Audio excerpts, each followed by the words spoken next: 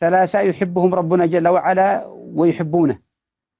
منهم قال شاب تعلق قلبه بربه وأحبه وتعلق قلبه ولا يحبه إلا هو سبحانه وتعالى. فكم من الذين يحبون الله تعالى؟ كم تشتاق أنت لما تسمع المؤذن للصلاة والله يقول يا قومنا أجيبوا داعي الله؟ كم شوقنا للقاء ربنا جل وعلا. سيأتي علينا يوم سنعود إليه، سنقف بين يديه، سنعرض عليه جل وعلا، لا تخفى عليه الخوافي سبحانه. ما يمكن أن تخفى عليه خافية لا في الأرض ولا في السماء. ما يكون من نجوى ثلاثة إلا هو رابعهم، ولا خمسة إلا هو سادسهم، ولا أدنى من ذلك ولا أكثر إلا هو معهم أينما كان. فإذا تعرفنا على الله وحبينا الله عشنا مع الله، لأن الحياة بدونه سبحانه وتعالى عمى ضيق ضنك.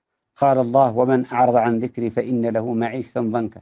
كم تكتشف كثير من الناس عايشين بضيق، عايشين بضنك، لا يعلم إلا الله، لأنهم ما عرفوا الله.